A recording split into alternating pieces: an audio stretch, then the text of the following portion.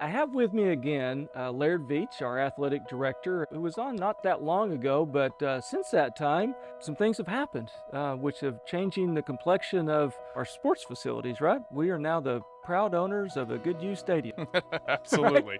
It's a lot of work to do, but we are very excited and making a lot of progress. The latest update, as you know, when we took over the ownership position in this planning process, we had to sort of quickly get our arms around how do we fund a $220 million project, knowing we have $120 million from the state, we have $50 million from the very generous Fred Smith family, but we have to go out and raise another 50. Yep. But we also wanted to really push forward in the design and construction process because the longer you wait, the more expensive it gets. So we decided to sort of break it up into phases to allow us to get to an initial fundraising benchmark of $25 million and not have to wait till the entire 50 is raised before we Yeah. get started.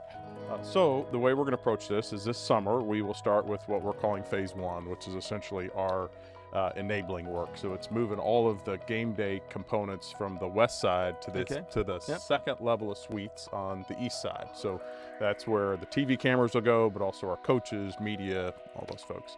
And get that done before the season starts. And then at some point this fall, we'll identify the optimal sort of groundbreaking time. We will be breaking ground on the vast majority of the project, which is essentially all that west side and the halo space surrounding the stadium. Gotcha. And it's really going to transform our stadium. I mean, it's Yeah. going to create a modern day kind of experience, not only for suites and the premium type of experiences, but the party plaza concept, with hopefully everybody's seen pictures Yeah. of, is something we're really excited about. It's kind of differentiate what we provide and also provide something for all the fans. So the idea is to continue to move forward with fundraising. Progress has been really good there. We need to get further and then complete it by the 26 season. Okay, so we should start seeing progress as early as this summer, right? People start seeing some things actually happening. It's going to take us a couple of years. By fall of 26, we hope to have it all done. A couple of key points there. I think we see it about 59,000 the way it is. We'll actually shrink it a little bit because of some of the new configurations, but much more comfortable seating than what we do now, right? So fewer seats, but more comfortable really throughout. Why is it so important to have our own stadium?